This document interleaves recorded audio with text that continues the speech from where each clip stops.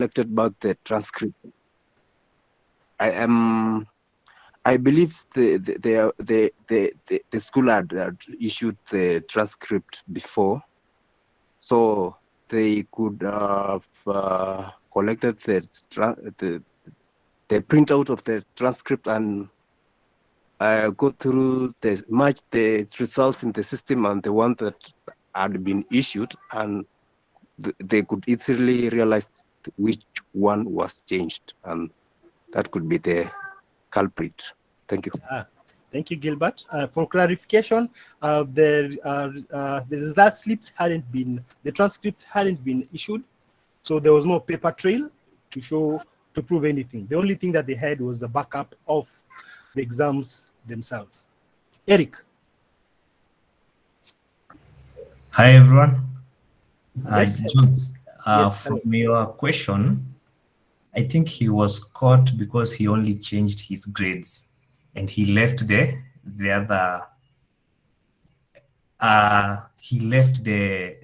grades unchanged for the other students. My thoughts. Yes. Thank you very much.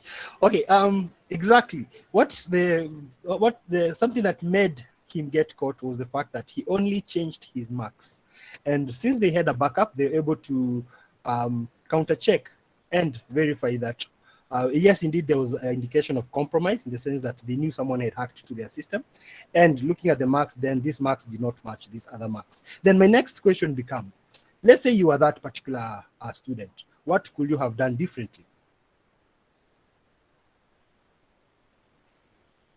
If you are that student, what could you have done differently? And I think from the answers given, you can definitely tell there's several other things that could have been done differently.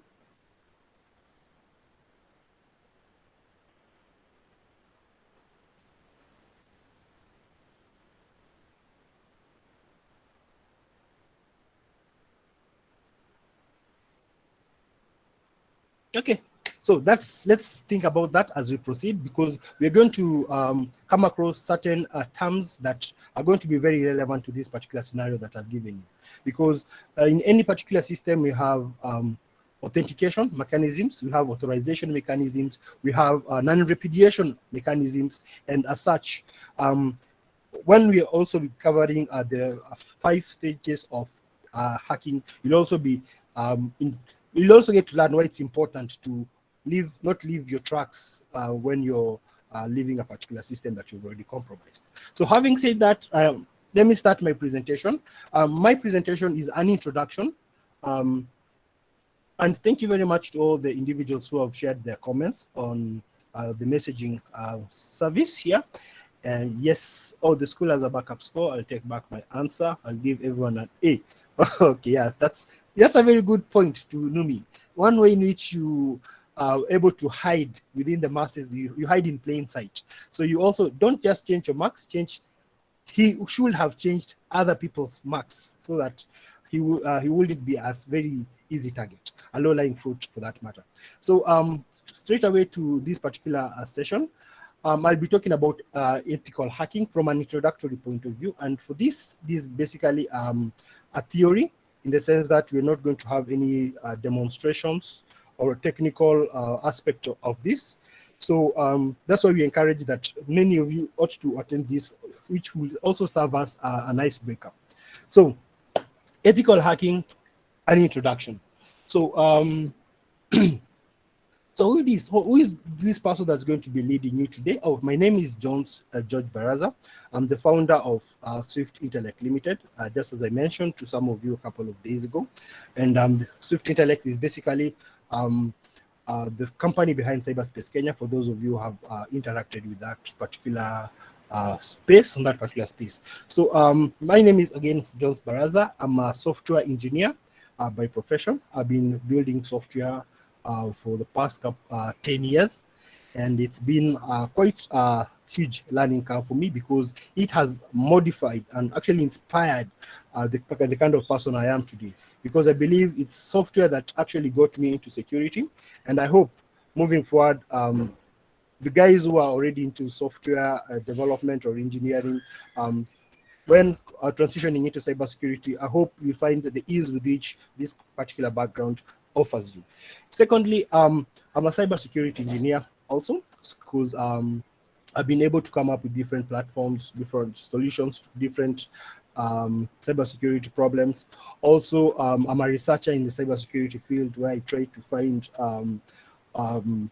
weaknesses, vulnerabilities within systems, and try to see how best we can secure our own platforms. Then I'm also CTF creator or developer. I like to develop CTF challenges, mostly when it comes to web and Linux kind of challenges.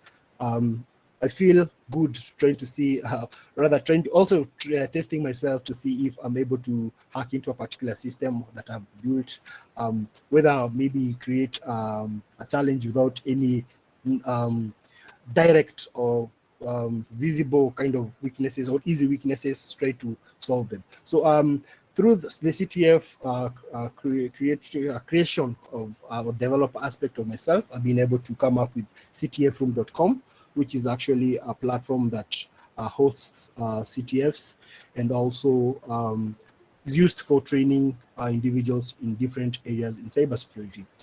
Then I'm also the country ambassador for Blacks in Cybersecurity. For those of you who may have come across Blacks in Cybersecurity, it's an organization headquartered in the United States that seeks to propel the Black individual from a cybersecurity perspective and giving them exposure, giving them the kind of facilities and the kind of knowledge that is widely shared out there. So I'm the country ambassador of Blacks in Cybersecurity, that is in Kenya.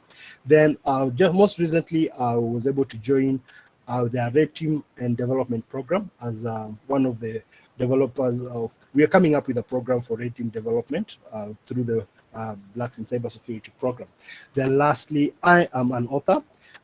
Funny fact about being an author is that I wrote that particular book. You can just Google Bottled Up Tears, the anthology. It's an anthology of short stories, which I authored while I was in second year degree program in my campus. So that's my brief journey as a cybersecurity engineer, software engineer, and up to this particular moment where I'm going to share with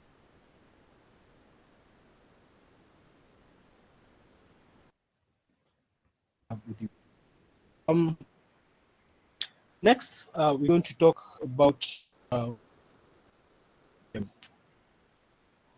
what is ethical hacking. And for me, when I come up with, when I'm doing my trainings or presentations or talks, I normally encourage individuals to share their perspective on what they think or feel a particular question that has been asked is. So I'm going to pose this particular question to you and ask, what do you think is the meaning of ethical hacking? And a kind reminder or request to everyone who is joining, please make sure that your mic is muted when you join so that you avoid any unnecessary distraction. And once again, the mode of operation for those of us who are joining us is if you have anything to contribute to this topic, if it's a question you need to answer or a comment, feel free to raise your hand. So what is ethical hacking? Very quickly, anybody willing to give this a try?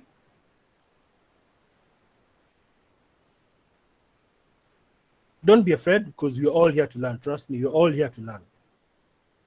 Nobody is going to victimize you. Nobody is going to make you feel inferior or anything. Yes, Rachmadi?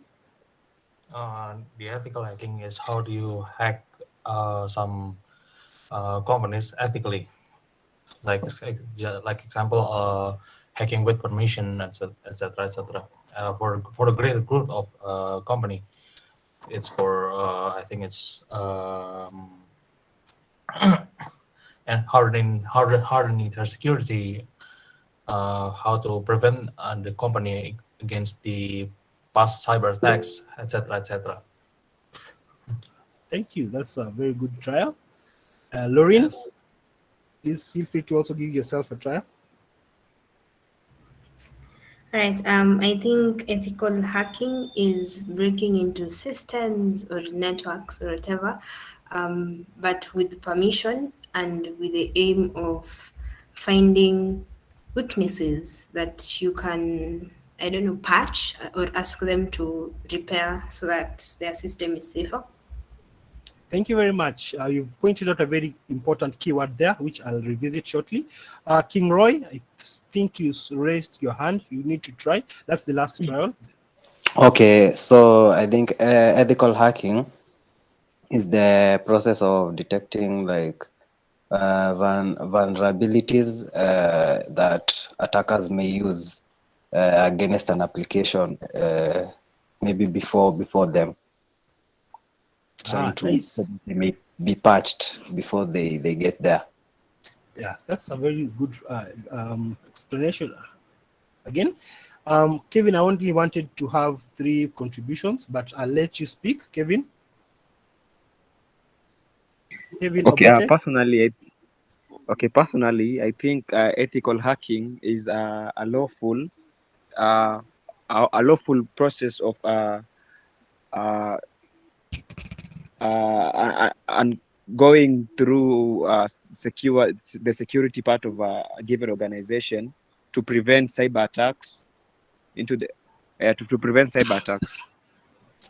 Thank you very much, Kevin. So several keywords here coming up. We see we've come across legally. I've come across legally. It is also intention. This is a word that I was looking for that I haven't received yet. So Nam Nikki says hacking with good intentions. That's a good word. Actually, intention is also a good word. Motivation. Interesting. So thank you everyone for making that, the ones who made the trial. Kevin, you can now put down your hand before it gets tired. Thank you. So ethical hacking is an unauthorized, and I've underlined the word authorized because you need permission to do that, attempt of bypassing system security to identify potential data breaches and threats in a network or an application. Okay, I think when we were coming up with this particular definition,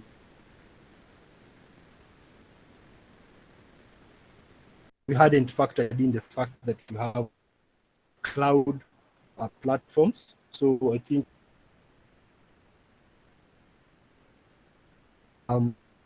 hacking basically is you need permission to gain access into a particular system, and you have to do that by bypassing certain restrictions, security restrictions that have been put in place.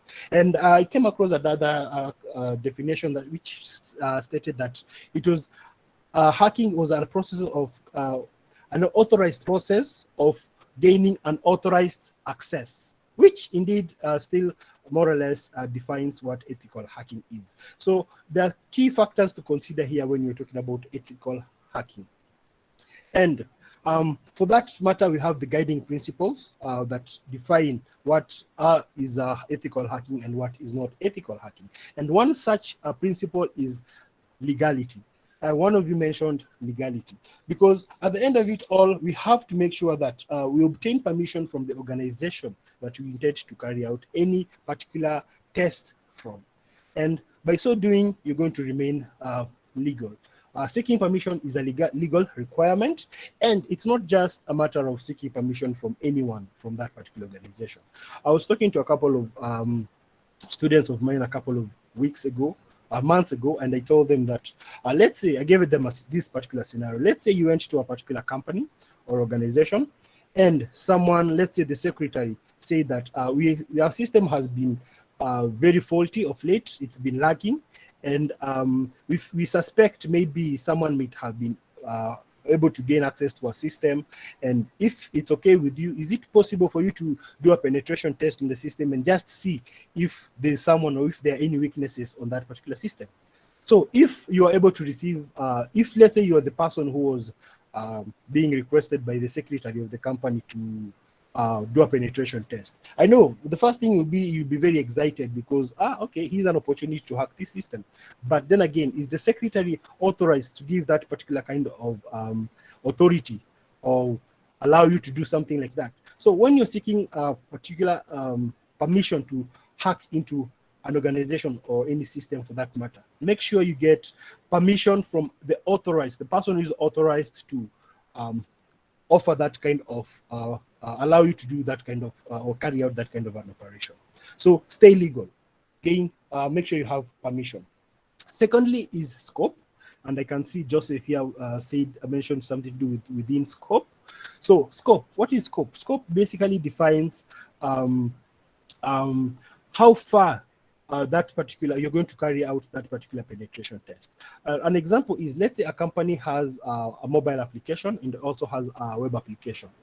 And when you approach the company or the company approaches you to carry out a penetration test, for that matter, or a vulnerability assessment, you have to be very specific whether they want you to do an assessment of the whole package, that is the web and mobile. Is it only for the mobile or the web? And what happens if, for example, the website communicates with the mobile application through an API? So will the API also be covered in this penetration test? Make sure you have to answer, the scope answers some of these small questions. And also, when you're doing the scoping, you also have to define the duration in which that particular penetration test or assessment is going to take place. And most often than not, you have to also specify the times with which those assessments are to be done, because you realize that many organizations enjoy a lot of traffic during the day.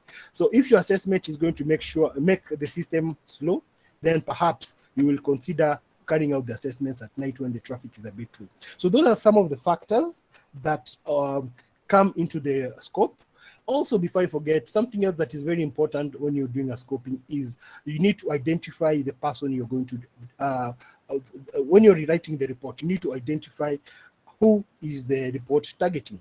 And that's also defined in the scope, because if writing this report to the technical team, then that means I'll have to write I'll have to use technical jargon, in the sense that I found an SQL injection based on this parameter, which is an endpoint for this and this and this, and all that. You have to be very specific so that they'll be able to either reproduce the problem and fix it, or you can also offer solutions for fixing that particular problem.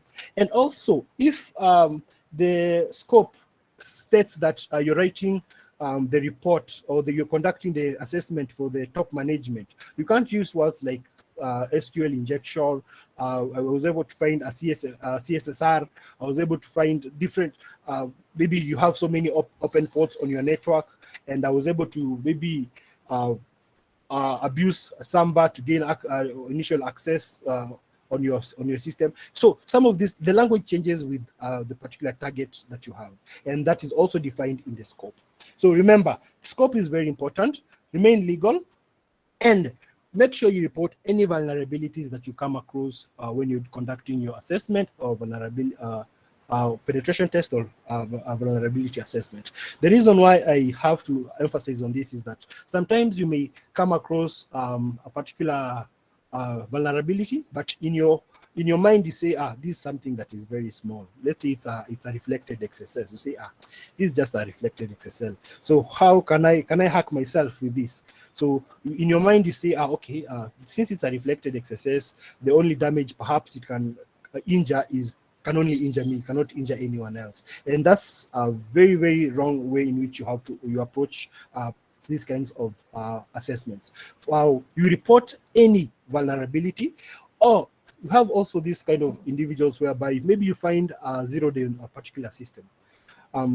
Instead of reporting it, you say, okay, I'm going to report everything else, but I'm not going to report this, because I may need to use this on a particular day, or I may also want to sell this on the dark web and everything of the sort. So technically you do that, you cease to be an ethical hacker, because now you're not being legal, you're not being truthful, and you're not being honest.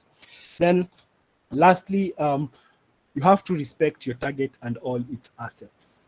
And what do I mean by this? By reporting, by respecting, you have to make sure that you notify the organization of the potential in which whatever vulnerability you are able to come across can impact on their system. So if it's a reflected XSS, for instance, maybe for their web application, make sure you're very specific that this can do this and do this. And by respecting, the organization's assets. I mean, let's say you find an SQL injection, and you know the power of SQL injection. It can allow you to gain a control of the database. And through that, you can either exfil data or infill data, or you can also pollute the data. So at the end of it all, when you're doing any kind of penetration, ethically make sure that you do not tamper with the user data at all. Do not tamper with files that you may come across on their system, and make sure that you report everything. So I hope we are clear up to this particular point. And having said that, we need now to identify or define who an ethical hacker is. And I know we've already said what ethical hacking is. So for that reason, it becomes easy knowing who an ethical hacker is. And Ellie is saying I'm not loud enough. How about now? Is that okay? Ellie? Or is anyone else having problem with my audibility?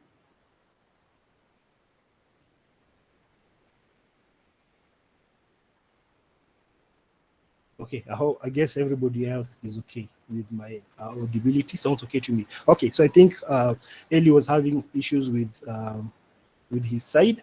So I'll proceed. And I was saying, for who is an ethical hacker, it's relatively easy because we already know what ethical hacking is. So I don't think I'm going to ask this particular question per se, and I'm just going to go ahead and define what we already know.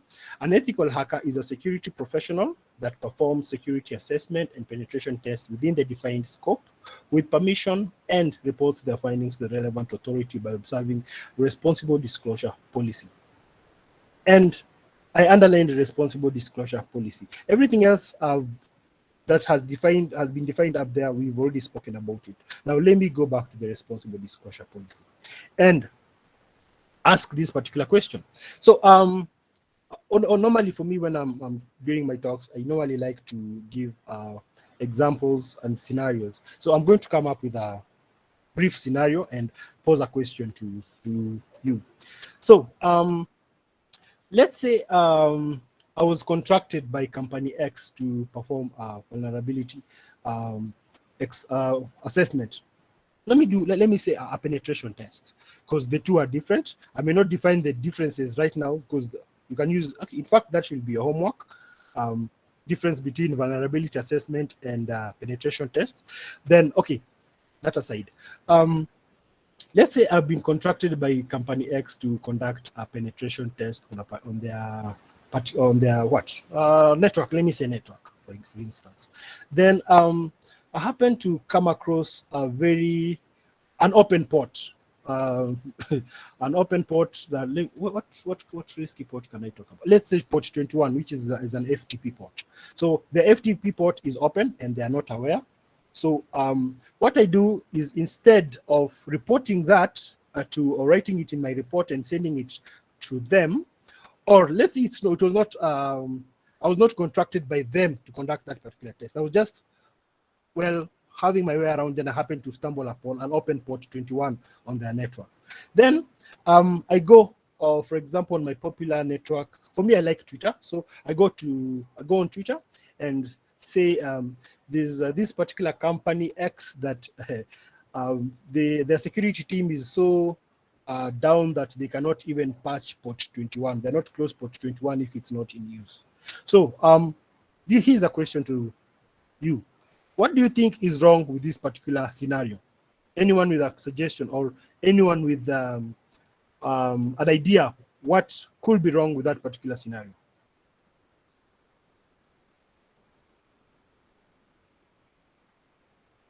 So I was conducting a penetration not a penetration test. I was just checking out a particular system, then noticed that they have open port 21, then rushed on Twitter and tagged them. In fact, I tagged company X and told them patch up port 21 or close up port 21. So what is wrong with that particular scenario? Yes, Labu. Yeah. Yes, Labu.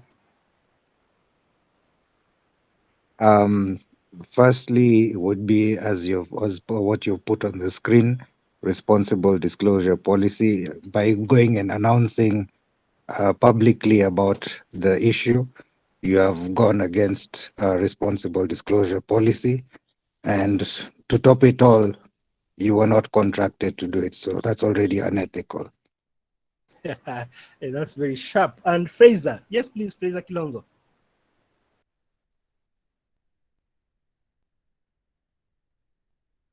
Fraser, I can see your hand has been raised. Please, if you have an answer to that, something different you'd like to add, please feel free to go ahead.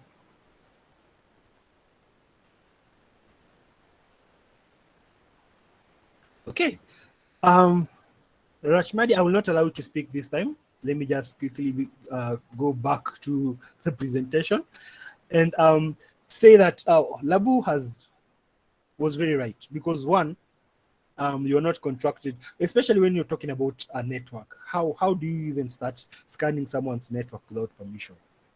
That's already a very big problem. It's as opposed to, let's say you are on a particular website, then you're trying to enter, let's say you're trying to log in, then you hit a particular special character by mistake, then there was a certain error that popped up, and that error was very suggestive of the kind of system it is and how vulnerable it is. You know, some things happen by mistake, but you cannot tell me that you're scanning their network by mistake. So that is one, that's very unethical. Two, responsible disclosure policy.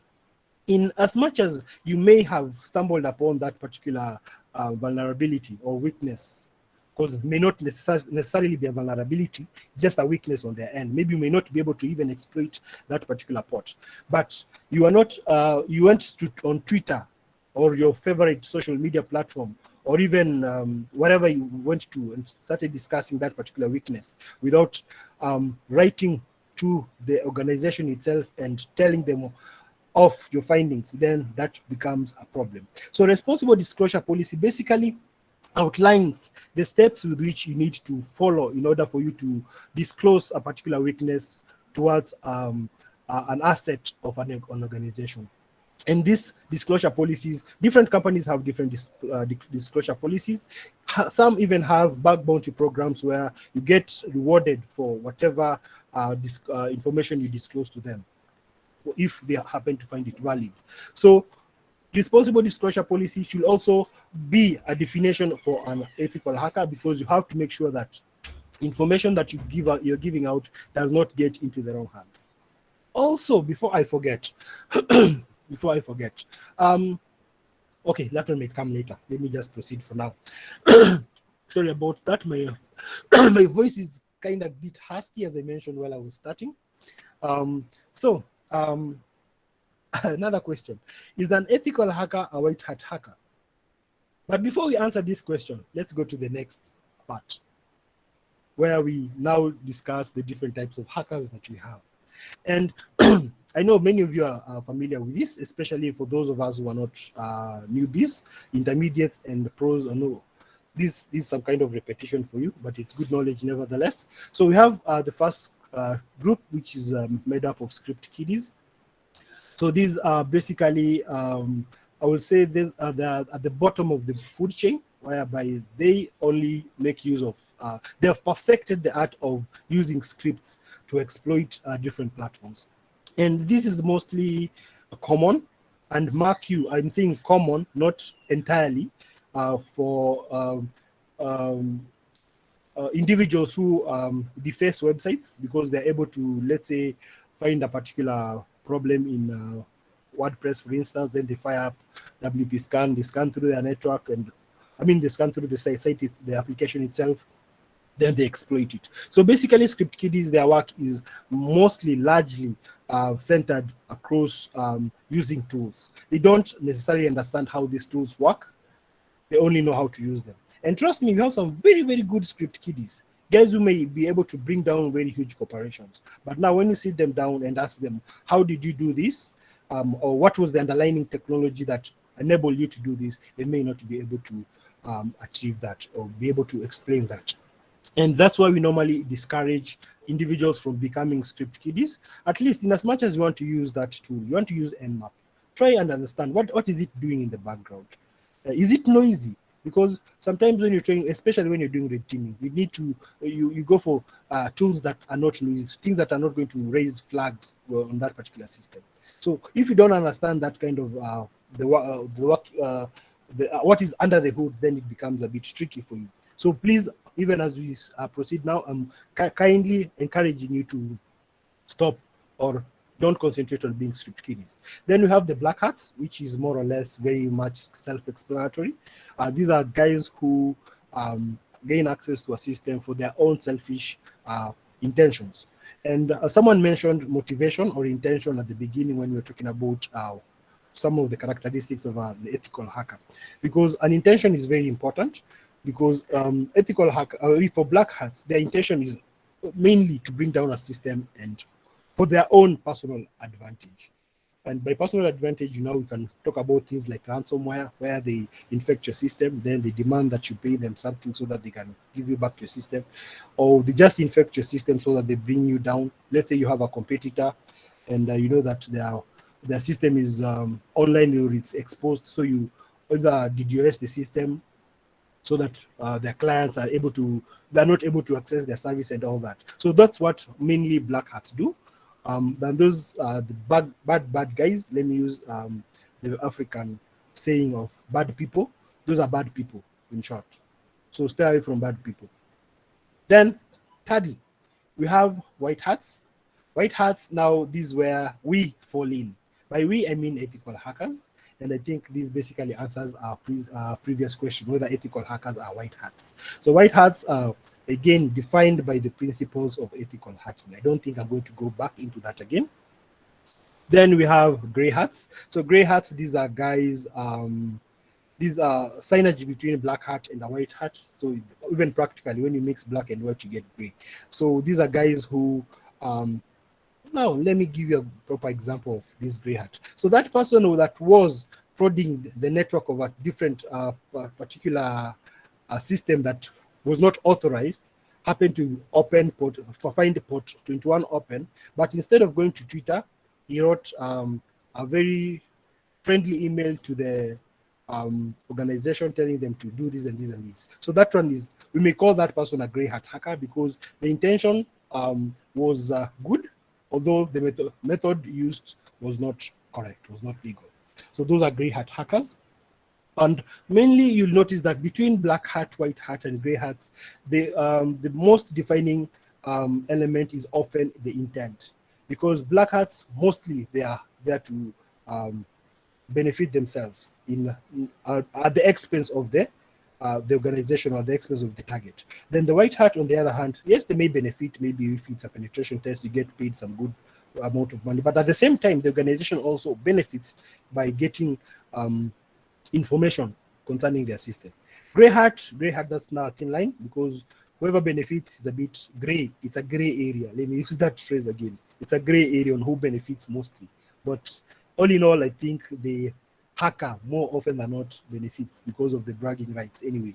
So then you have the red hat. So who are the red hats? These are the ones who are mostly contracted by governments. We have this the government contracts certain hackers to bring down a particular system. And I'll not get into detail with this because this is a very emotive topic. But trust me, some governments are very evil. They can easily bring down your system just to prove a point. So then you have the green hats. Green hats now, that's where the newbies are. That's where we are, many of us, because I believe we normally learning is an endless process. So green hats, these are the guys who hackers in training. So we always in training, and at the end of it all, I would say at the end of it all, we're normally green hats because training never ends. That said, we have different types of white hat hackers, and I've also come across this challenge when many people are talking about the different types of hackers. And before I even get to this topic, let me mention that these 6 are not the only types of hackers. You'll go to a different platform, you'll get so many different types of hackers, and a different platform give you very few different types of hackers. So there's no agreed number of the types of hackers. So don't say that while Jones was presenting or telling us during our introduction to ethical hacking, he said that there are only 6 types of hackers. No, please. These are the only ones that I could talk about. There are so many others. So about the white hat, the ethical hackers, and as I was saying, there are some who may often confuse these particular types of hackers. So we have blue teamers and red teamers. Because you come across someone says I'm a red teamer, then you think, oh, red teamer, then you're a black hat. No, he's not a black hat. In fact, he's a white hat. It's just that he's using his skills to attack a particular system. Then the blue teamers, on the other hand, they're using their skills to defend a particular system. So while you proceed with the training at the 100 days of hacking, you're also going to identify an area in cybersecurity that you feel most comfortable with. Are you a blue teamer? Do you like to defend stuff? Are you a red teamer? Do you like to attack stuff and break them? So those are things that you also need to keep in mind while you proceed, when we go on. Then purple teamers, again, these are guys who are on the blue team and also on the red team. And personally, I like to I often find myself in the purple team, because in as much as I attack them, I like to also defend and patch things up. So it's also good to know both sides of the divide so that you enhance your skills one way or the other. I was having a chat, I think it was Labu, who was saying, we were discussing and saying that sometimes to become a good blue teamer, you have to be a red teamer. Because if you know how to attack, then it becomes very easy for you to defend. It's a debate, it's arguable, so you guys can also continue this discussion after this particular presentation. Then we've been talking about information security and cybersecurity in general. So what is it that, what factors govern information security? When we say that there was a breach, what do we mean by that there was a breach? So, and to be able to define that or being able to explain that, these are an abbreviation normally used in cybersecurity. You'll come across it so many times. It's called the CIA triad. CIA triad basically stands for confidentiality, integrity, and availability. So at any given time, information should be confidential, should have integrity, and should be available. So what do you mean by confidentiality? Anyone willing to give this a try? What do you mean by confidentiality of information?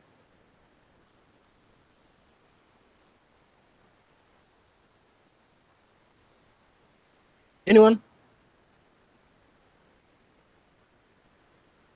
So confidentiality of information simply means or refers to, let me give a scenario. Again, I like using scenarios.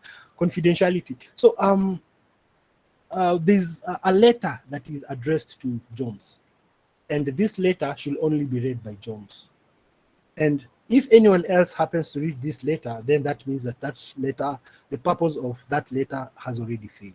So confidentiality, similarly in information, means that you should be able to access information that is only relevant to the authorized person. So let's say you're a system administrator in a particular organization, but for some reason you're able to see the accounting functions from the accounting department. Let's say you're able to see their mathematics and all that. So that means that the confidentiality, where the accounts guys, let me call them guys for lack of a better word, the accounts guys information is not confidential because it can be accessed by someone who is not in that particular area. Okay, for a system administrator, for some reason you may be able to access it, but now let me give you a better example. Let's say we have a secretary and we have an accountant. For some reason, the secretary was able to see the notes by the accountant. That should not be able to. That should not happen in the first place, because whatever is whatever belongs to the accounts should belong to the accounts. Whatever belongs to the secretary should belong to the secretary. But as you move higher, let's say to the ICT manager, they should perhaps be able to see what the account is doing, what the secretary is doing. So that is also something to do with access control and everything. I think we may briefly talk about access control when we get to the next particular part of this session. Then integrity. Anyone willing to give us to try out and define integrity in regard to information security? What is integrity? Josh Kinoti says info is accurate. Exactly. King Roy, please go ahead. Okay, it's how data, one is able to manipulate data or change the data. Okay, you're defining how to lose integrity of the data, of the information, which is actually very good because now you're a step ahead of us. Lauren?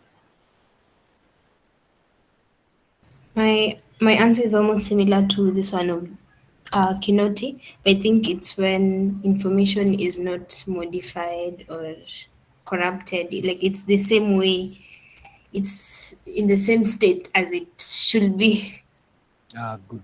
So, accurate may not be the best term to define it because accurate is depends on who was entering that data.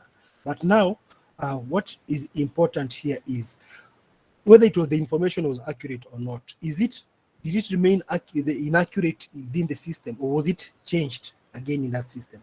So, sorry, integrity basically means that this data at any particular given point should be the same if accessed on this particular end or accessed on any other end, unless it was modified by an authorized person. I don't know that I'm making any sense here. Okay, let me talk about integrity. Let me give an example of integrity. Yes, integrity. Let me give you a more objective or real life example. Let's say you know how stories spread nowadays. You overheard someone say that a lorry hit a car and the lorry fell. Or rather, the lorry, let me stop using the lorry. Let me use a train. So let's say a train, you overheard a story that a train hit a car and the car rolled, for example. So when you're going to giving this particular story to a different person, you'll say, maybe you come and say that I heard that there was a train which hit a bus and the bus rolled. Then this go to someone else, the story has changed from being a train which hit a bus or a car, it now becomes, let's say, a trailer hit a car. So the story keeps changing, meaning the integrity of that story, the originality of that story was not maintained. So that's basically what we mean by integrity, unless Isaac Gadere has something else to add.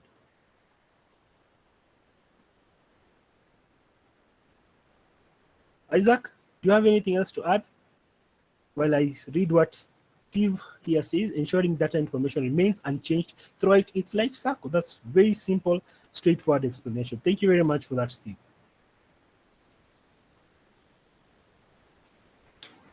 Walter, info is altered by authorized entity in an authorized manner. Exactly. So here we're talking about having access to authority or having authority to access and modify a particular piece of information. That is also okay. Then if nobody has anything else to add on the integrity, let's talk about availability. So with availability simply means that that piece of information should be able to be reached at any given time whenever it is required. For instance, you want to go and register. Let's say, okay, let me give an example of this, how vaccinations are working in Kenya. So basically, you have to go and register on the government portal. Then once you've registered, then you go visit the nearby facility that is offering a particular vaccine of your choice, then you get the vaccine. So let's say one requirement is that before you get the vaccine is that you have to be registered on the government portal. But when you go to the government portal, you're not able to register. Why? Because the system is offline. So that means that the availability of that service has been compromised. And how do you compromise such service? As you're going to learn as you proceed, you have the denial of service attacks, for instance, whereby you have maybe a single computer that is trying to sending so much traffic and to that particular entity or government portal that its system is overworked, Then we also have the DDoS, which distributed different computers and all that. Some of these things, for the beginners, you will be familiar with them as we proceed. So at any given moment, the confidentiality, integrity, and availability of data should be intact. And that's one of the most important abbreviation, let me call it abbreviations, that you're going to come across in information security. And also something that is actually cutting across, because when you get to Michael's session on cryptography, I believe what cryptography aims to achieve is to ensure the CIA triad is not tampered with. So was the information correct? Did Jones send this information? Yes. Jones, did you send this information? Yes. Was it captured by someone else in between, a man in the middle that was able to read this information? No, it was not captured. And Jones, or let's say Michael, Jones was sending the information to Michael. Michael, did you get this information when you're supposed to get it? Yes, so it was available. So the CIA triad is very important, and again, it cuts across the different disciplines in cybersecurity. So, while we near halftime, or is it halftime? I like to use football language sometime. So, some of the other concepts or terms that you may come across when you're in, doing things to do with information security is things like authentication, things like authorization, and things like non-repudiation. So I'm not going to define them: authentication, authorization, and non-repudiation. In fact, for those of us who are here, I think I gave out the first assignment. Who can remember the first assignment I gave out?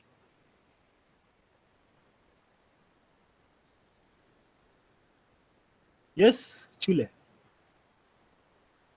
Yeah, it was the difference between penetration testing and vulnerability assessment. Thank you very much, Chule. So you're paying attention. I hope the rest were paying attention as well. So the first assignment I gave out was the difference between a penetration test and a vulnerability assessment. So the next assignment I'm giving out is the differentiation of authentication and authorization. What is the difference between authentication and authorization? And at the end of this particular session, we're going to avail a form where you're going to answer these questions. And you remember we mentioned that we'll be having assessments at the end of every session. So as we proceed, you'll have to be you have to answer some of these questions. And the reason why also we want you to answer these questions is because we want to track who is going to be with us for the whole 100 days.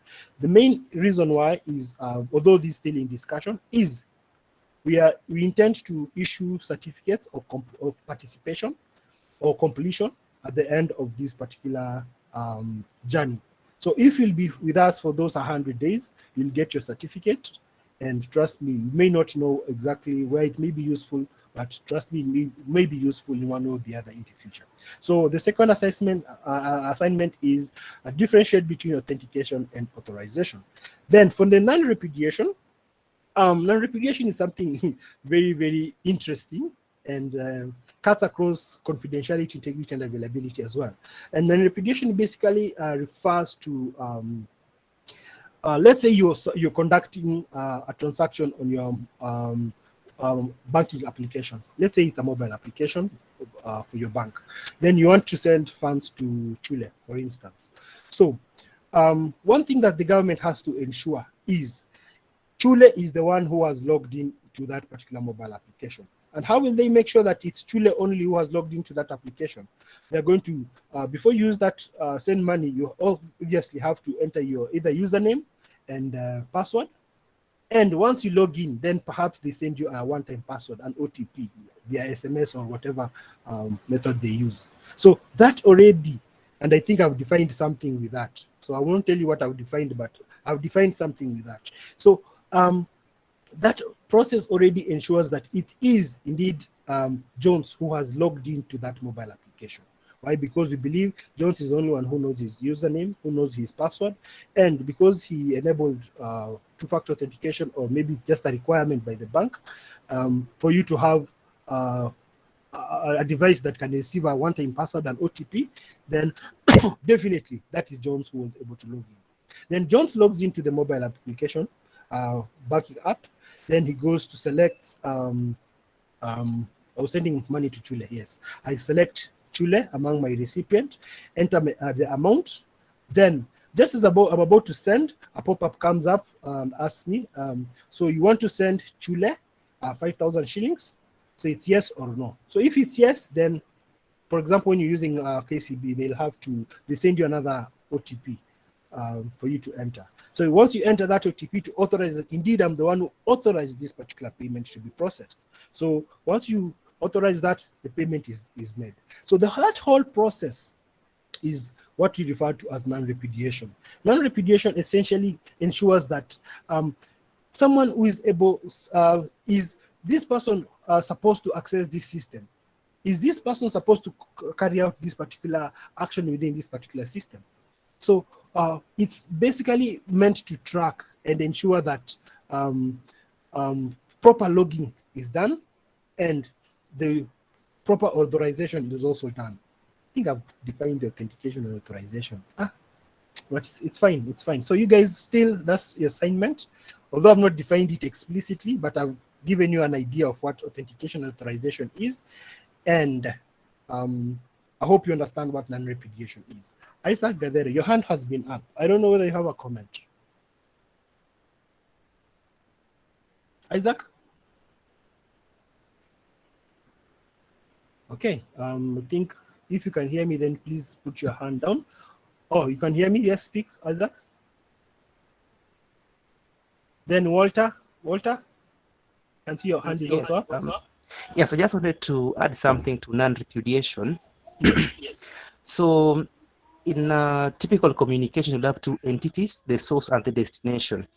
So for non-repudiation, then it ensures that both entities, the source and the destination, cannot deny having participated in that given transaction. Thank you very much for that clarification. Thank you very much, Walter. And remember, when we started, I told you that we have a lot of wealth of knowledge in these particular individuals in this session. So Walter has been able to clarify that non-repudiation does not essentially cover the person sending money. And for purposes of clarification, it does not just involve sending money. It can be maybe logging into your social network, for example. There's still non-repudiation in the social network. So thank you very much, Walter Buyu, for that particular clarification. Anyone else with an addition? Clarification, correction also, welcome. If I've said something that shouldn't have been said, or I said it incorrectly, please feel free to correct me.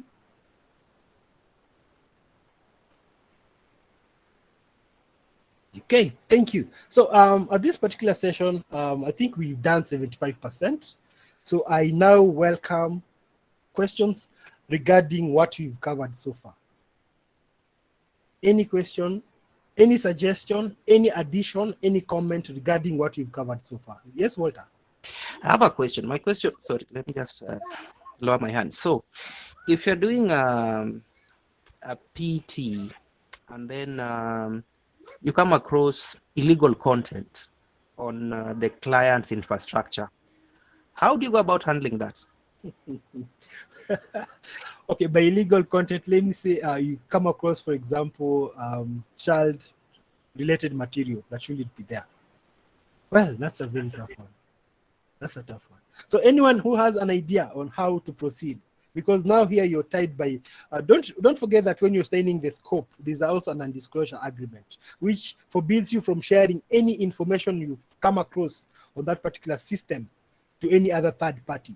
And also in the scope, it clearly defines who is the recipient of the report you're going to write. So how will you proceed from here?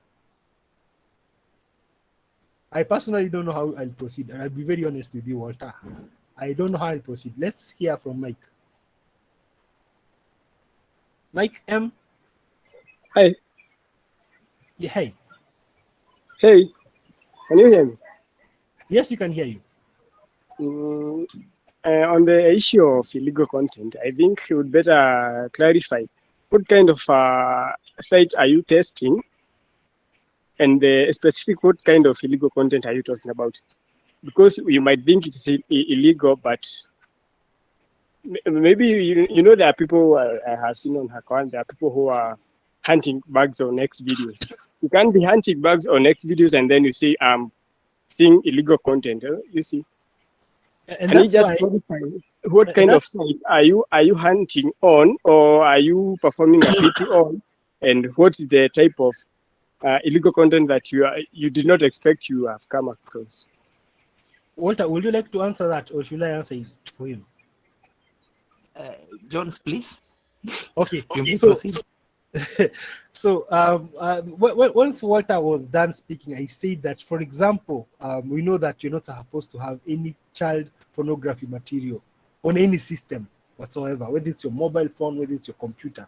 So let's say Walter was doing a penetration test on a government, or not government, on an organization, and they happened to, while he was surfing through, maybe trying to escalate his privileges on some secretary's computer, he was able to see some very disturbing images of children.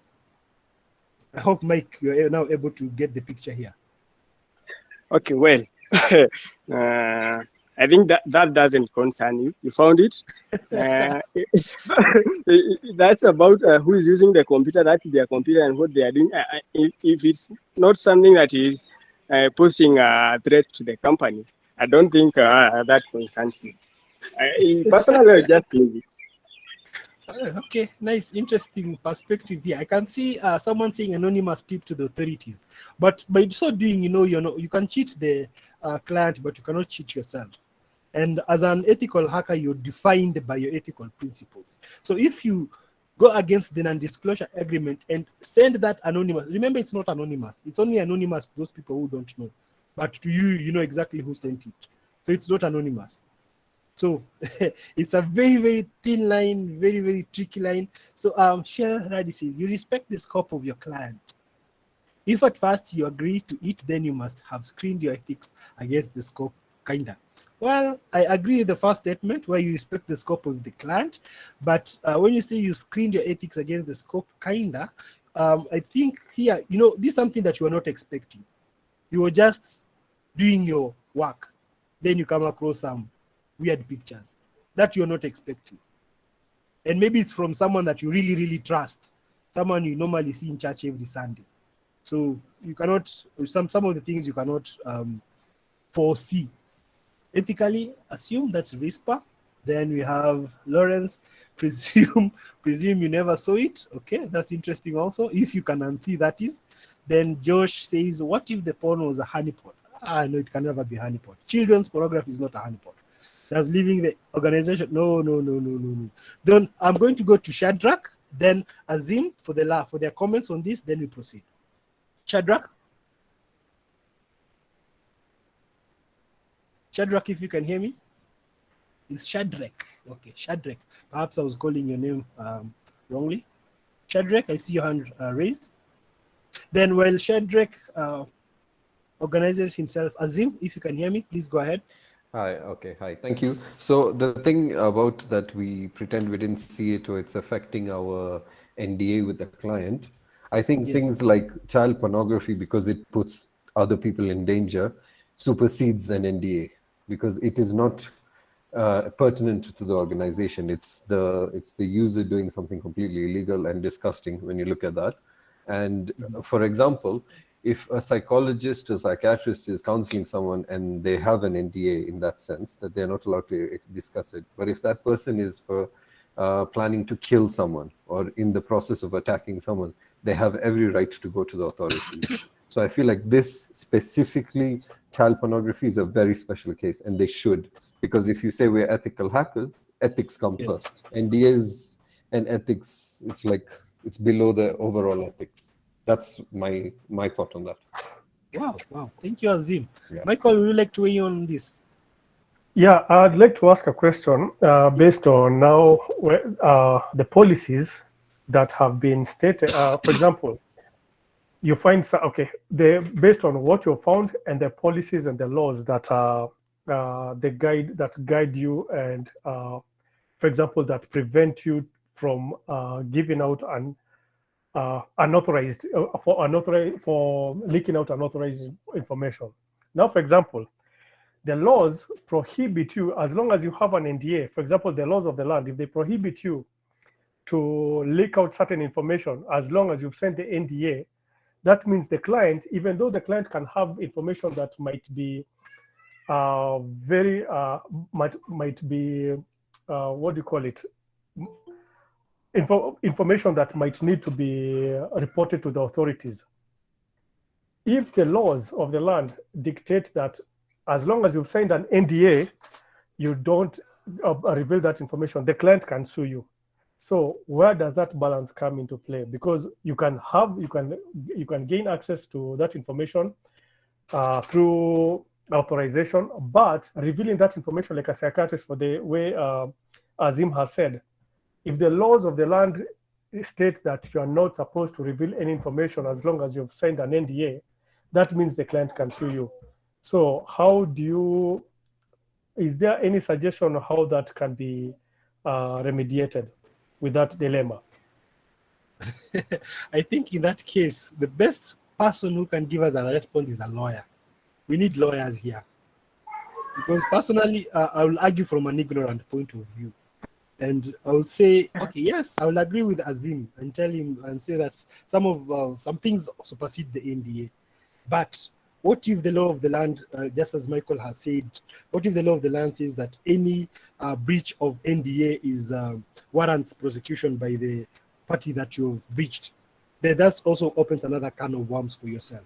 So this is a very tough topic. Let me say, let's continue the discussion on Discord, on Twitter, for that matter, so that you can also tag some lawyers if you know of any that can give us some input in regard to that. Because trust me, we cannot give a conclusive response to that. And Walter, thank you very much for that confusing question. Mike, I see you raising your hand. Please contribute. And Michael Felix, Michael, welcome by the way, says that the law of the land takes precedence in all matters. No debate. For him, there's no debate. There you have it. Right. So let's proceed. Any other question? Please let's continue with that particular specific topic, either on our Discord channel and on Twitter, so that we can also get valid responses with regard to that question. Anyone else with a question, a suggestion, or a comment before we get into our last part of our presentation?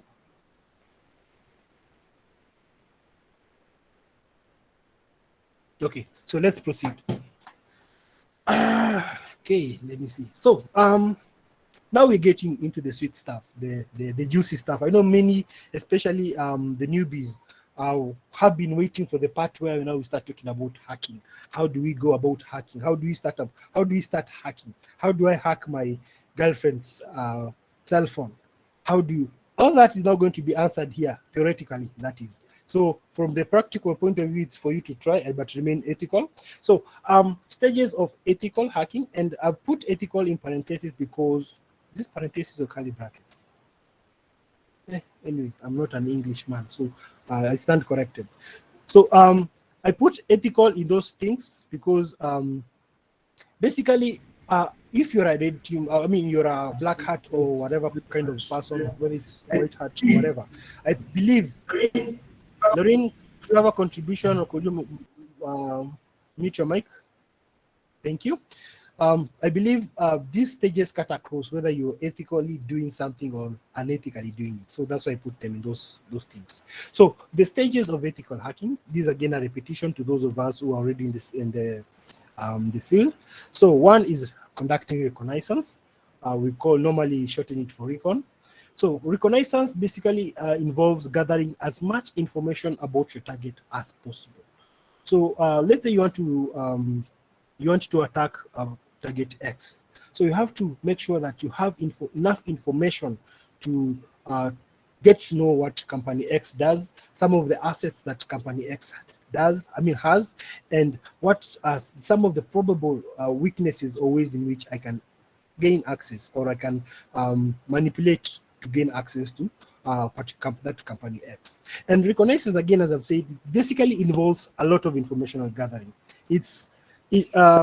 For me, I normally say this is the most important part of any particular hacking, because if you're to go, let's say you just found a target, then you just go about without a plan, without anything, trying to throw every tool that you know at it, then basically you're failing as a professional ethical hacker.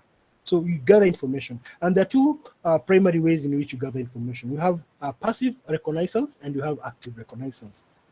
For passive reconnaissance, this basically involves you not directly interacting with the target. So let's say I want to attack Azim, for instance. So for me, I want to gather as much information about Azim as possible.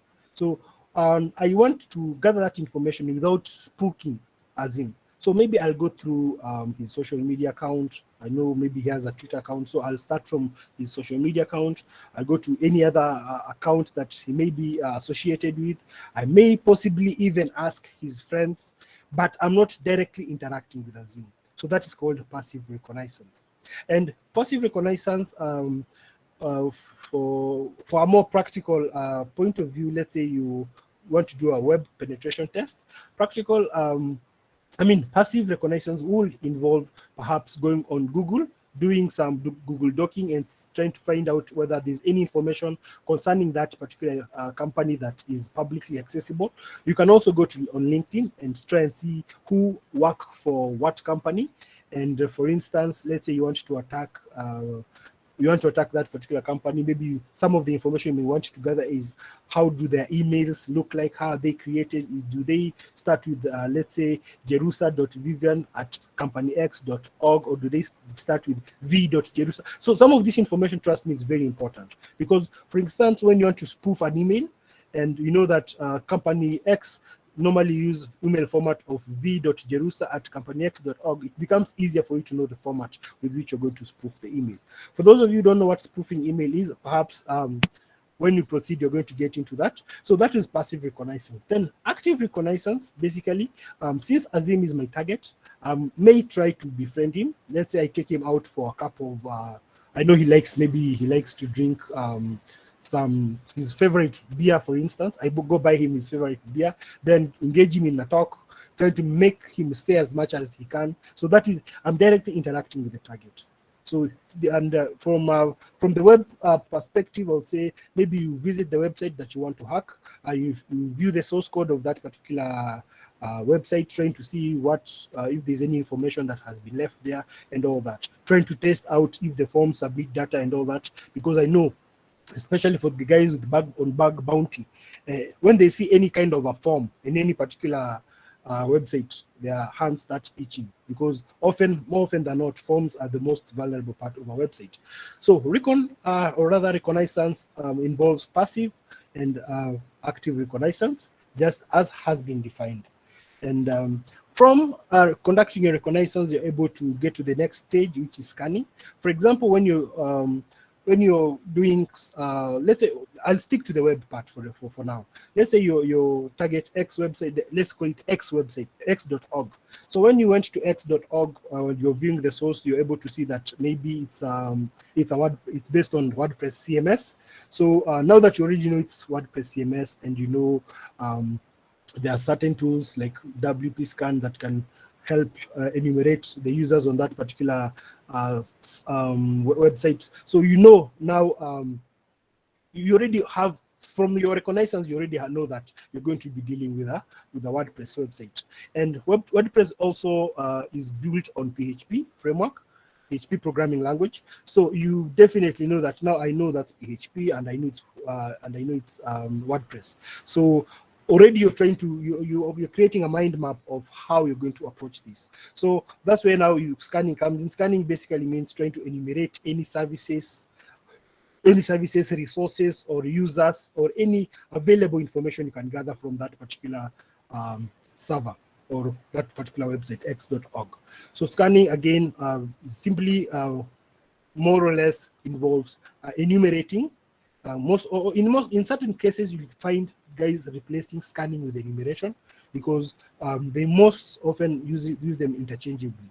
But basically, it involves trying to gather any vulnerabilities or weaknesses within that system by trying to exploit the information that you were able to gather during reconnaissance. Then the third step involves gaining access. Now that you've been able to scan and found, let's say, you know it's it's a WordPress site, and maybe during your scanning, you're able to find a user like Loreen. So the website has a user registered by the name Loreen. So with that Loreen, you're able to, let's say, try and brute force the site to see whether Loreen has a weak password, and if so, you're able to manipulate that and gain access. For example, if they don't check the number of login attempts that have been made from a particular resource, then once from the scanning also, you're able to see other weaknesses, because brute forcing may not work. And one thing I know about penetration tests is that you need a lot of patience and you need a lot of options, and they only get options from reconnaissance. Because you may try brute forcing fails. Now that brute forcing has failed, does it mean that the website is secure? No. Maybe you are playing around with the forms and you notice that this form allows me to, okay, it says that it can only accept a PDF file, but while you're playing around with it, you see that I can also upload an image. So if I can upload an image, and remember, you notice that you can the website is WordPress and it's built on PHP. Can also upload a PHP file or a PHP related file, so that I can see if I can get maybe a reverse shell. And already from that, if you're able to upload arbitrary files onto that particular server, that's already a weakness. So in your report, you're already writing that you're able to upload files, the file restrictions, you're able to bypass them. Then if it's PHP, for example, you're able to upload a PHP file and get a reverse shell. So that's something else that you're able to do. So gaining access basically meaning getting an initial foothold on that particular machine. So by gaining an initial foothold, if it's the website, you're able to log in as a particular user. If it's a server, for example, you're able to either SSH or get a reverse shell, whatever it is, you're able to now station yourself within that particular application or network, or whatever it is you're trying to run a penetration test on. Then once you've gained access, the idea here now is to maintain access. And by maintaining access means that you try to make sure that you create some kind of persistence, in the sense that if I'm able to log in right now, maybe I used a very long process to log in. Maybe I had to upload a PHP file, get a reverse shell, and all that. So instead of having to go through all that, why can't I, let's say, create a backdoor which will allow me to just get in into that particular server without going through so many loops and all that. Another way in which maintaining access becomes evident is, let's say I was able to log in as Loreen. And in order to make sure that I don't, Loreen does not notice that maybe someone is using the account, I notice that there's another user maybe by the name Vivian. So I try and see if I can make a lateral movement towards Vivian. So I become, I now log in as Vivian instead of logging in as Loreen. And so those are some of the ways in which you may try to maintain access within a particular system. And also by maintaining access, you have also something called privilege escalation, whereby you escalate, try and make yourself, give yourself more privileges. So let's say Vivian was just a normal user on that particular WordPress site, but Loreen, on the other hand, is an admin. So I want to move from being surfing that website as Vivian to surfing that site as Loreen. So that's privilege escalation. That's one way in which you maintain access on that particular system. And one of the reasons why maintaining access is a challenge is because of logging. And this is going to become very important when we are talking about the last stage of ethical hacking, because many systems log all your activity. So if you're able to log in as Loreen, then the system notifies or writes somewhere that, okay, Jones was able to log in as Loreen at this particular time. Remember non-repudiation when we started off? That's where non-repudiation now comes in, logging. So Jones was able to log in as Loreen at the, okay, it doesn't say Jones, but says that Loreen was able to log in at this particular time. Then Vivian was also able to log in at this time. So that's those logs are very important when it comes to the last stage of ethical hacking. That's covering your tracks. So you've been able to maintain access, whatever form you've used, then you need to cover your track so that nobody knows that either you're in that system or you were in that system. Let's say your intention was just to get into the system, capture certain file that Vivian has. Vivian is a privileged user. Vivian has, so that I can leave the system. So you want to leave the system. How do you go about covering your tracks? Let's say that's why I started with the first story of covering your tracks. How that particular student was able to be captured simply by looking at the backup of the results. So if the system, like WordPress has an automatic backup file. It has a suffix BKP, I think. So for you, let's say you're already in the system, you've already escalated your privileges. Maybe you even got a foothold on the actual server itself. So, and maybe escalated your privileges again to root on that particular server.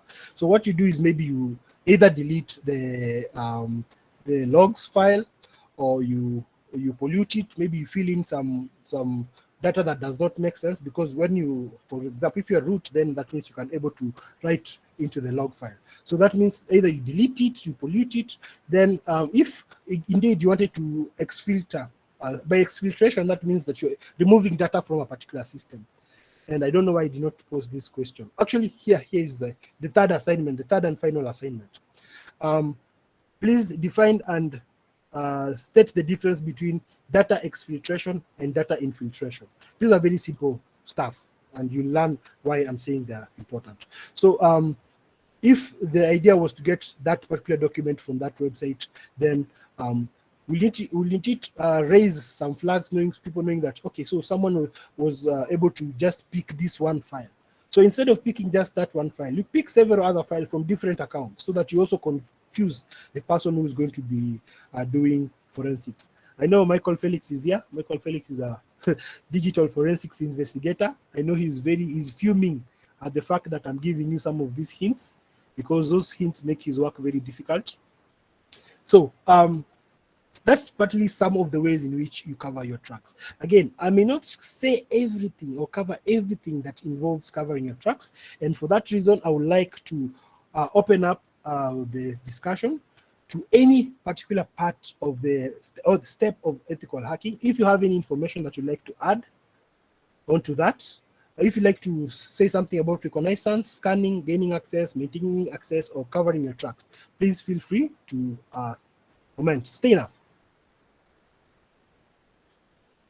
Steiner, if you can hear me. Good. Yeah, do you copy? Yes, I can hear you. All right. Good evening, good afternoon, even. I'm Alvin Mwambi. My name is my brand name is 10254. Well, thanks for the invitation to the 100 days of hacking. Okay, I'm sorry for the last time that I tried to present on Twitter Space, but it went down. Like I tried to mod my Twitter during the day that I wanted it to join the GB family, but everything was hell.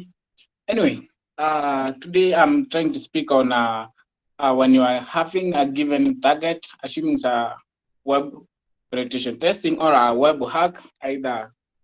So you guys talk of black hat and white hat. Assuming the end of them, you should know that every system is vulnerable, maybe to its given kind of subjection that maybe has not been exposed, but every system is quite vulnerable. So when testing, you should know that we have an existence of logic bugs. These bugs or logic vulnerabilities, these are such as the restriction of assuming I blocked Jonas not to see my post. So by luck, maybe Jonas can unblock himself, or I post a video on well, there's this bounty. We enjoyed $500 from TikTok, whereby when one posts a video and restricts only friends to comment, anyone had an option to comment despite being a friend or not a friend. And TikTok regarded the bug as a medium. It awarded a $500 bounty. So we have logic bugs. Logic bugs are everywhere. It does not need any skill. It needs an understanding of a given application on how the application works. So like you can be at a given angle of identifying the bugs Okay, another system, okay, another trick is on the trace part. Maybe you have hacked to a given system and you are trying to escape. One of the most important things is the softwares that you use. If you have licensed, I'm sorry, let's say Babsuit Pro, and you use it to hack a given website, your name will be tweeting on the server side end like a Stena 254. So I could have tipped the blue team, the forensics team, who the hell hacked their system. So the other thing you should know, like now your system, assuming those kind of software, you should give them arbitrary names. When it comes to an IP address, you guys should learn how to use different IP addresses. You should learn how to be outside the country while you are in the country and tracking a given website or your targets. There are several Fagio private network services on the online space. I have a suggestion that if you are trying to do black hat and you want to give the forensics team a hell of time, you better go a step ahead and build your own proxy chains. Avoid VPN because assuming you use the TOR and on data endpoint, the releasing nodes, FBI has access. That's a tip. So proxy chains are quite interesting because if you have hacked a given system, nobody can track you back. Okay, basically you can use a VPN to prevent when you're brute forcing, there's a rate limiting IP address ban. So you can use a given VPN. I love TOR because it does not, the rate at which TOR leaks the IP address is 0 to 1% compared to other virtual private networks. I can rank Orbot second to TOR. Otherwise, we have a lot of VPNs. You can try given of them on your attack services.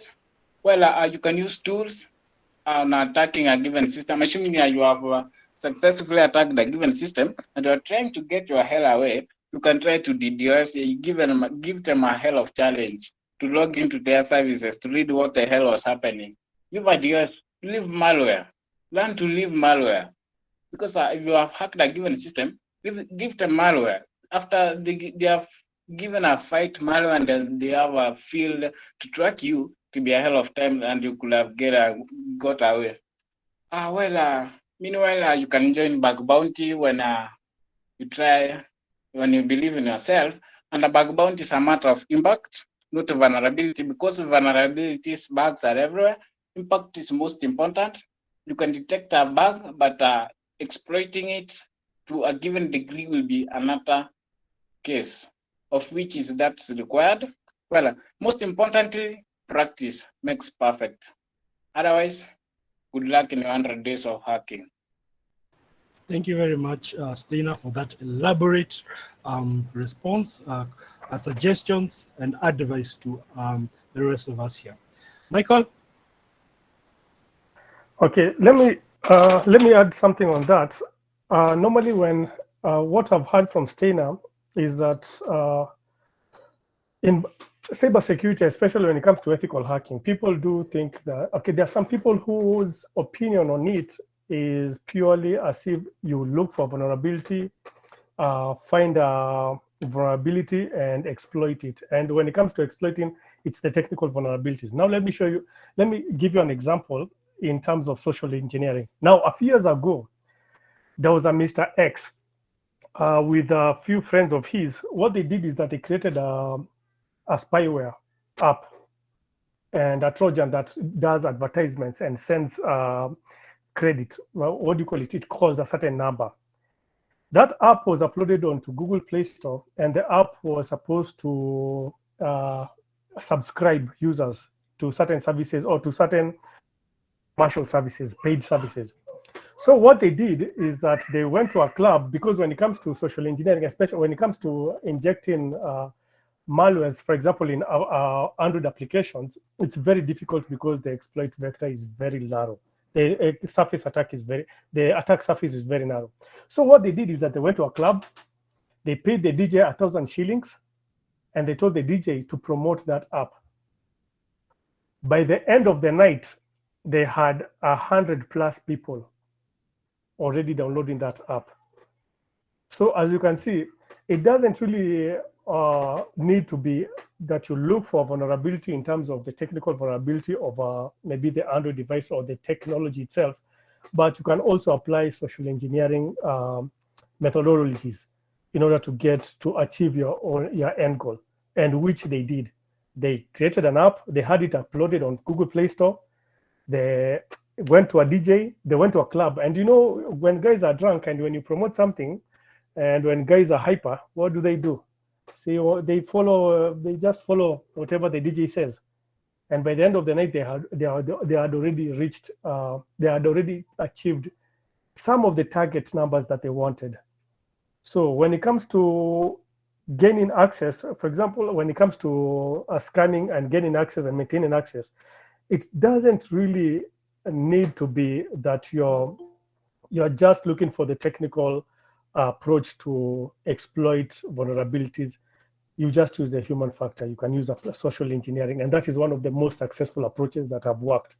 And when it comes to social media, those are the most effective approaches that I've seen so far, where people are exploited or where people do get to reveal, to give out access to nefarious groups. So during the training during the 100 days of the training, we're going to see how that can be achieved using open source tools. And also John Baraza, if he does agree, that we are going to see how we can be able to exploit those approaches, and then how we can be able to prevent. So that is my own opinion on that for now. All right. I think adding on the same, I think social engineering has been ranked, I think, #1 for the biggest time hacks that have happened in the past few years, or biggest time hacks. So to gain a highest privilege of your given attack, most important is what you call the reconnaissance. I think it was spoken about. Okay, the gathering of information. You cannot have full access to your target minus critical information. So what you do, you must measure on the reconnaissance. Both you have at least the attack service. You increase your attack service. Assuming you are hacking a given website, you have all the subdomains, all the live links, all the dead links, and then maybe you get the history using the Wayback URLs and the rest. That will give you because you can find a given file on the database that maybe was deleted, but it was left on the cloud, and that file will be of very good impact when it comes to your hack, because you can get the administration logins of the website, maybe the expiry dates of the hosting and the rest and those stuff. So it will play an important role, and maybe perhaps you can get the payment information. So information gathering is most important, that you'll be 80+% ahead of your target.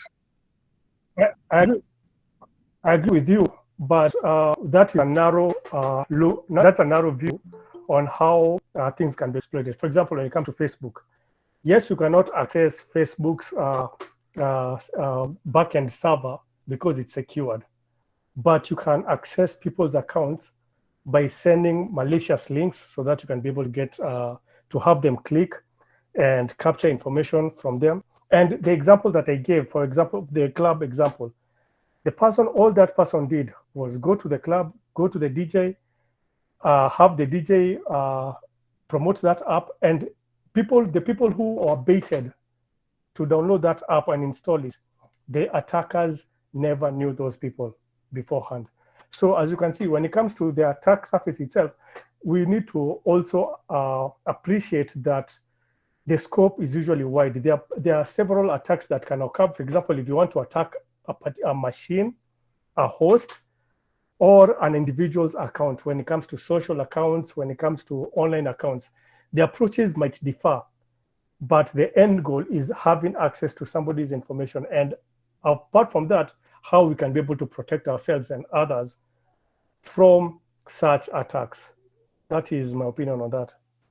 Thank you very much, Michael and Steiner. I know if you continue that chain of argument, you may go on for quite a while, but trust me, both of us are pretty much correct. And again, this only serves to emphasize the fact that recon is very important. Social engineering is actually something that is also very, very important, especially when you're doing red teaming. I'm going to allow Karim to speak. Then while Karim speaks, I'm going to allow at least 3 more people. Then once we are done, then I'm going to share the link for the form that you're going to fill in so that you can respond to the questions, the assignments that I've issued. Sorry, I've issued today. You'll have until tomorrow midday to respond to those. Let me say 24 hours. You'll have 24 hours to respond to the assignment. And yeah, we'll call it a day. So Karim, I've just seen you. I don't know whether you've left. No, I'm here. Okay, please go ahead. Thank you. So I just noticed that there's something, Jones, I think you kind of missed in order to, in explaining to the guys who are here. So there's something in penetration testing which a lot of guys tend to miss out, which is called threat modeling. So threat modeling, by definition, it has 2 sides. So when you look at the guys who are in the blue teaming, basically it's the process of mapping out your assets. So when I say assets, I mean you're getting to know what is important to your organization or you in general as an individual. So you're supposed to map it out and then know the Sorry, attack I'm just vectors, having a cough. and Sorry, then later please, on please. get it's fine. Know your attack vectors, and then later on know how to protect them based on the attacks that are likely to happen to your assets. Now, on the attacker side, which I think majority of you who are here are interested in, is basically finding the shortest way to your end goal. So let's say if your end goal is to compromise a web server, let's say that's an example. So you wouldn't be spending time on doing things that will be wasting your time. For example, let's say your target has a web application file in place installed. Why spend time trying to perform non-authentication attack vectors while there are other techniques that you can use? Because at the end of the day, things like WAF are gonna flag majority of the non-authentication attack vectors. For example, cross-site scriptings and things like that. So I think threat modeling is one of the most important topics that need to be discussed. And also guys to be taken through so that they can be aware of such things. So yeah, that was just my input on this topic.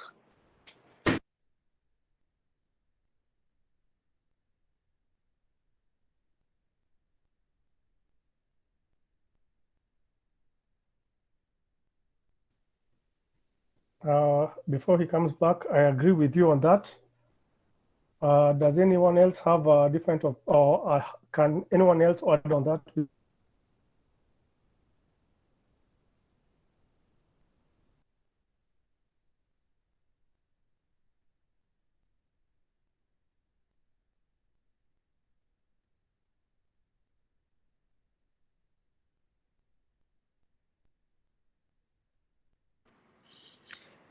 And let me just add something.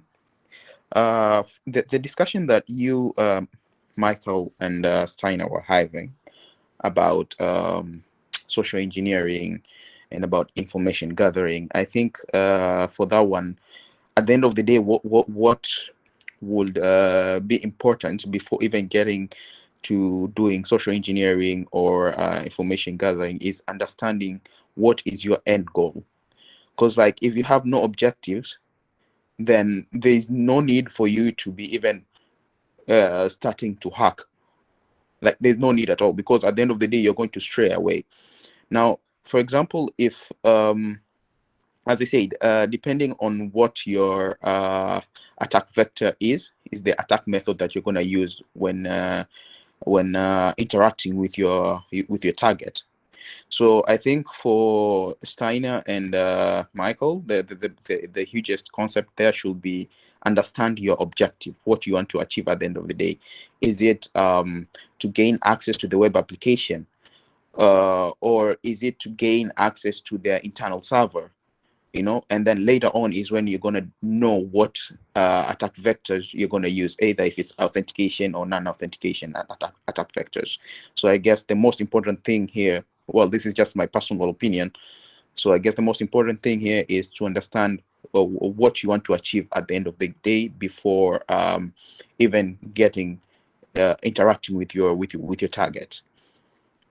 Thank you. Thank you very much, Karim, for that powerful input.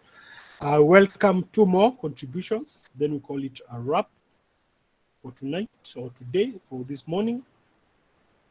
Anyone else with a contribution? I already shared a link to the form, so please confirm that you're able to see it. The one assessment form, I shared it. I hope you, let me just reshare it. I was briefly disconnected, so I wasn't able to see whether, let me just reshare it. So that's it. I think they don't have any more contributions for this particular session. And I'm happy that we've done this well within 2 hours. And I'm happy and for those of us who are able to join. And our announcements, just as I mentioned before, our announcements are made either on Twitter or on our Discord channel. But I prefer Discord because at least you all get to see all the announcements that are made regarding the 100 days of hacking. Then someone else asked about how often you're going to be conducting this. I think you may not have been part of the Twitter space that we had when we were making the announcement. So this was 100 days of hacking will be done on 3 days a week. So I was tasked with taking over the first session. So the next session will be an intermediate session. Lauren will share the link to the Discord server. Let me just see if I can find it. I'll share the link to the Discord server. So we'll be having the three sessions within the week, and the links will be shared with you in good time. So I don't know, Michael, do you have any announcement to make before we wrap up? For now, we don't have any, but we can use the same channel. We can use the same Google Meets channel for the next session for this week, going tomorrow, which will be the intermediate, and the third session, which will be decided by you. Okay. So I don't have the Discord link with me here right now. So if you follow me or follow Michael on Twitter, you'll be able to share it so that you'll be able to join our Discord channel or server for this particular 100 days of hacking. So from my end, I would like to say you are a lovely audience. I liked the way you guys were interacting. Some of you are very passionate about this, and I really like it. And I hope you're going to keep and maintain this particular kind of psych and excitement all through the 100 days of hacking. Remember, this day one. So you guys should clap for yourself, knowing that day one is done, 99 more days to go. So from me, thank you very much for being part of this. And I hope to see you in our next session. I may not be a trainer. I know we have some very capable trainers who will be joining us, and who will also have their own session. They'll be able to lead their own sessions however they want it. For me, I hope you guys have been able to enjoy this session, this introductory session. You've been able to learn something, unlearn something, or relearn something. So from me, and before I finish off, this session was being recorded, so we'll make it available on our Cyberspace Kenya YouTube channel. I'll also share the link once the upload is done. Francis, you're breaking some bottles there. We can hear you. So as I was saying, we're going to share the video on demand when we finally have it processed. So for me, from my end, and from my team, Michael and everyone else, I would like to say thank you very much. And Emmanuel Jeru has, is this our Discord channel or are you going to Emmanuel? Let me, okay. This Discord. Okay. Anyway,